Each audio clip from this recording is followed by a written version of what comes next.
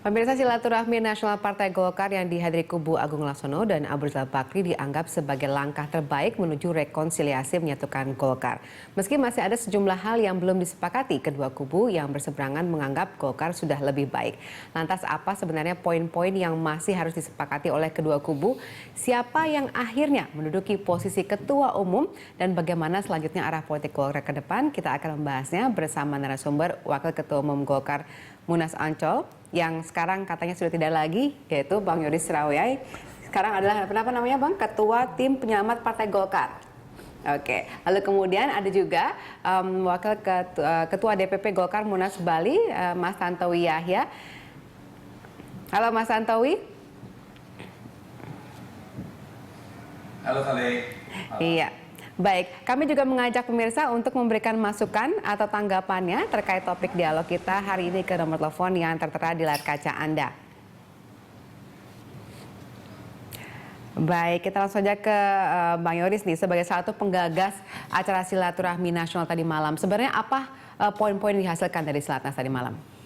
Terima kasih Vale. Jadi sebetulnya begini, persoalan semalam itu kan bukan serta-merta.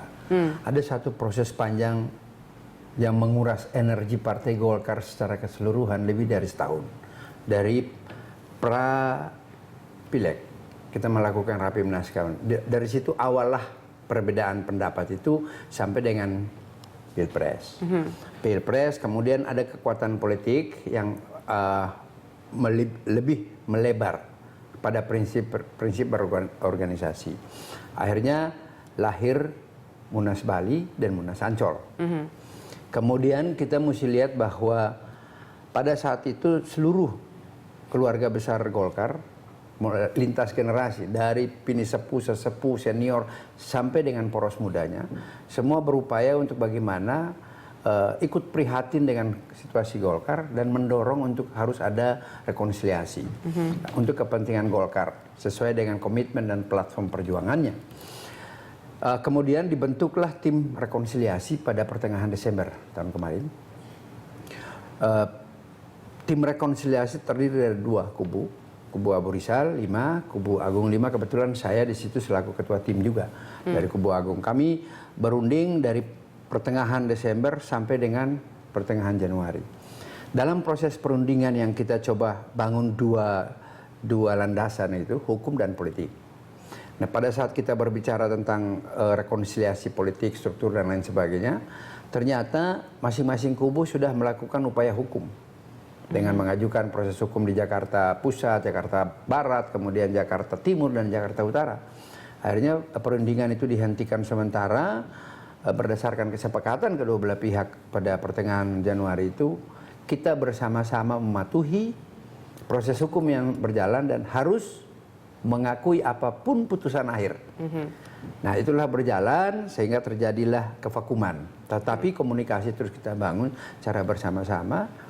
Kemudian pada awal bulan Mei, kita semua pahami bahwa ada tantangan ke depan dalam pesta demokrasi, bahwa tanggal 9 Desember itu kan ada pesta demokrasi. Kami ketemu dengan Pak Yusuf Kalla selaku penggagas, penginisiator, dan beliau selalu katakan bahwa pertama, mari kita berpikir tentang kepentingan bangsa dan negara, kepentingan partai. Kalau Golkar tidak bisa ikut dalam proses pilkada tanggal 9 Desember, maka Golkar akan menjadi ormas. Apa artinya itu kan? Akhirnya ada kompromi, lahirlah kesepakatan tanggal 30 Mei itu. Kemudian dilanjutkan dengan 11 Juni. Dibentuklah tim 10 untuk khusus membicarakan tentang proses pencalonan sesuai dengan PKPU. Kita bersyukur bahwa dalam 10 hari, tim 10 yang bekerja begitu intens, dan pada saat itu hampir semua pesimis. Pengamat, keluarga besar Golkar, dan pemerhati semua bahwa tidak mungkin akan menghasilkan putusan karena waktu itu ada lebaran dan lain sebagainya. Ternyata ada ide untuk ada munaslup ya tadi untuk memunculkan itu kita akan lihat, dan kita tidak mau masuk ke situ, tapi ada proses politik yang harus kita sikapi secara bersama-sama. Nah, akhirnya kita bisa menghasilkan 246 yang sudah disepakati oleh KPU. Pertanyaan berikut, apakah kita hanya sampai di sini? sementara proses tanggal 9 Desember ini kan perlu penanganan khusus. Nah, penanganan khusus ini bagaimana? Bersamaan dengan itu 20 Oktober keluar putusan MA. Ini persoalan. Ya. Nah, itulah disikapi secara arif dan bijaksana. Kemudian kami datang ke Pak Yusuf Kalla, kemudian kami datang ke Menko Polhukam yang juga adalah senior Golkar. Jadi Golkar ini memiliki dua tokoh senior negarawan oleh pemerintah. Nah, kita datang komunikasi ini harus gimana gitu. Akhirnya muncullah gagasan pertama kita nggak usah berbicara soal keputusan hukum karena pada saat itu sudah mulai isu kemana-mana, harus munaslup, bagaimana yang sudah dipecat, mana yang diakui. Sementara kalau kita baca secara jernih putusan MA pada tanggal 20 Oktober kemarin, itu kan hanya mengabulkan sebahagian dari pemohon. Nah, kubu Agung ini atau kubu kami adalah tergugat intervensi. Sementara tergugat utama adalah Menkumham. Nah, di dalam putusan MK itu kan hanya memerintahkan kepada Menkumham untuk mencabut SK Kumham yang memberikan legitimasi kepada kubu Ancol. Ya. Yang tidak dikabulkan itu gugatan Abu Rizal itu kan mengakui adanya Bali. Iya kan? Ya. Nah, kemudian memunculkan Riau, kepengurusan Riau. Ini semua ditolak. Pertanyaan sekarang kan terjadi kevakuman, sementara tanggal 9 Desember ini tinggal 35 hari. Ya. Nah, itulah kemudian kita coba, udahlah tidak usah kita ribut, tapi kita lebih mementingkan Partai Golkar. Makanya ada Silatnas tadi malam. Okay. Silatnas itu hanya berbicara tentang bagaimana menyatukan seluruh kader ini, kemudian kita menyerahkan kepada Pak Yusuf Kalla dan Pak Luhut Panjaitan untuk bagaimana memformulakan. Formulakan pertama, yaitu membentuk tim dalam rangka ikut mendorong mensukseskan proses pilkada pada tanggal 9. Okay. Nanti kemudian dari situlah baru kemudian kita melihat tentang formula terbaik untuk menyelesaikan rekonsiliasi, istilah Pak JK itu rekonsiliasi komprehensif. Karena di sini kan begini, sekarang kita mau pakai landasan hukum apa? Ancol dicabut, Bali tidak diakui. Istilahnya yang selalu dipakai abal-abal dua-dua istilahnya begitu. Satu-satunya ada SK di Kumham, ya Riau. Di Riau itu sudah mengakomodir semua potensi Golkar di situ. Abu Rizal ketua umum, Idrus Marham sebagai sekjen, Agung Laksono sebagai wakil ketua umum. Ya. Nah, bagaimana supaya mengantar sampai dengan ada SK baru sesuai dengan perundang-undangan dan konstitusi partai, maka sekarang itulah yang berlaku untuk bisa menyelesaikan itu. Gitu. Berarti saat ini SK Kumham yang baru ini kubu Agung ini sudah dicabut atau belum? Kan dikasih waktu 90 hari. Jadi belum dicabut secara belum. resmi. Memang itu undang-undang. Selambat-lambatnya 90 hari. Tetapi juga kan ini soal tafsir aja.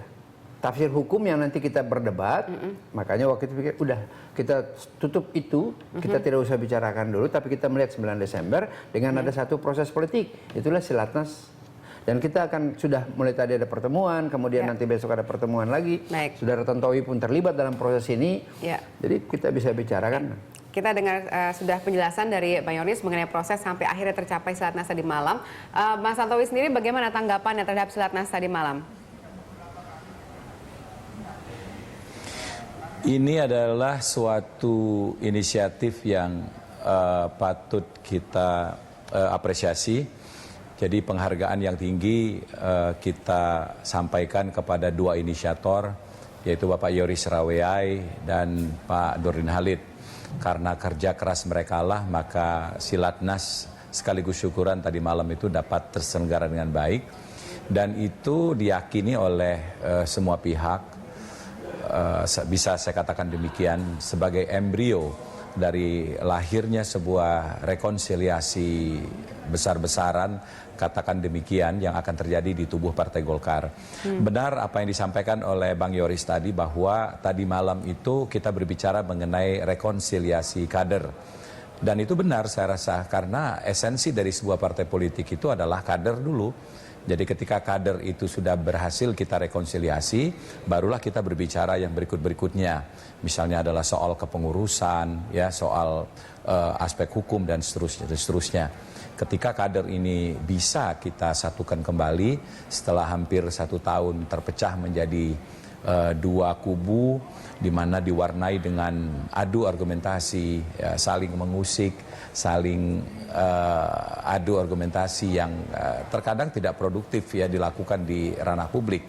Nah, mudah-mudahan dengan rekonsiliasi tadi malam yang kita sebut sebagai silaturahmi nasional ini, segala permasalahan yang selama ini mengganggu derap kita dalam berkarya sebagai esensi dari keberadaan satu partai politik itu bisa kita selesaikan. Oke. Nah, Begitu, kalau Kale. dari jawaban Anda tadi ini semacam hanya jembatan menuju hasil yang sebenarnya diinginkan. Nah, kemudian apakah kemudian kita bisa mengharapkan bahwa hasil yang utamanya itu akan dapat tercapai segera? Ya, untuk tercapainya sebuah reunifikasi, ya, itu kan harus melalui rekonsiliasi dulu. Ya, Anda tadi menyebutnya sebagai sebuah jembatan. Ya, saya setuju.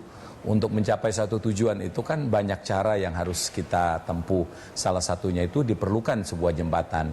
Nah, jembatan itu sudah dibangun oleh Bang Nurdin Halid dan Bang Yoris Raweai tadi malam itu. Jadi kita harus mempergunakan jembatan yang sudah terbangun itu.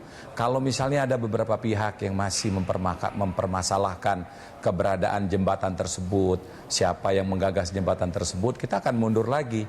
Yang paling penting itu jembatan sudah terbentang, kita pergunakan itu untuk menyeberang. Baik. Soal jembatan sudah disepakati, tapi ada satu masalah lain yaitu soal Munas. Ada perbedaan antara kedua kubu, walaupun tadi Bang Yoris mengatakan sudah tidak lagi kubu-kubuan, tetap saja kubu Agung Laksono mengharapkan adanya Munas dilaksanakan dalam waktu dekat, gitu ya. Nah, ini masih menjadi kendala, tapi jangan dibahas dulu, kami akan kembali saat lagi. Pemirsa tetap bersama kami di Prime Time Talk.